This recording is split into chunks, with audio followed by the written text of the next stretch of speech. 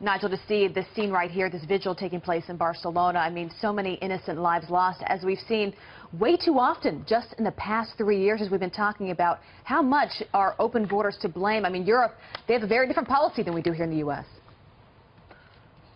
Yeah, I mean, look, what we've had are failed immigration policies over many years, a total lack of integration of a huge part of the Muslim community with the rest of our towns and cities. And since 2015, anybody that comes across the Mediterranean and puts a foot on the soil of any European country has been allowed to stay. You know, as we speak, there are people landing in Greece, Italy, Spain, and we haven't got a clue who they are. Sure. Once they're inside the European Union, because as part of what's called the Schengen zone, all boundaries have been abolished, they can move freely. I mean, here's an example. Last Christmas in Berlin, a truck ploughed into a Christmas market, killing 16 people.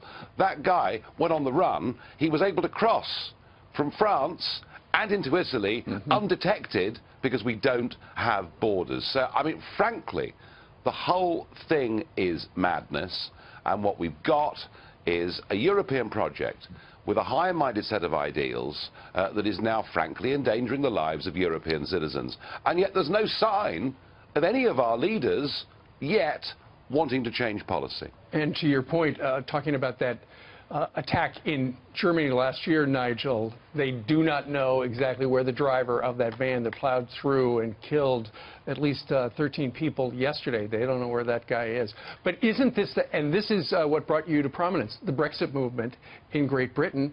That's what you feel a lot of the people of England were saying. Hey, we want to control our borders. Absolutely. I mean, normal nations make their own laws, control their own borders, and choose who comes to live, work and settle in their country. We had surrendered that as a member of the EU. I made it absolutely the central point of the campaign. We're not against anybody.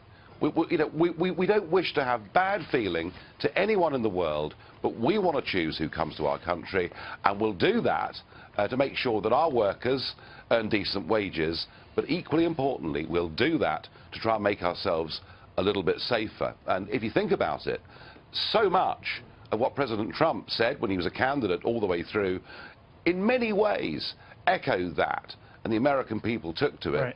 Right. What I find, and let me just put it to you, looking at it from this side, what I can't believe in the wake of Barcelona is there is still a sizable chunk of Americans who want to tear down historical statues, seeing these figures as the enemy, whereas it's pretty clear Islamic terrorism is a threat to all of us. There's a lot going on. You're right. Nigel Farage, thank you very much, sir. Nigel. You didn't, frankly, have the balls to put country before party.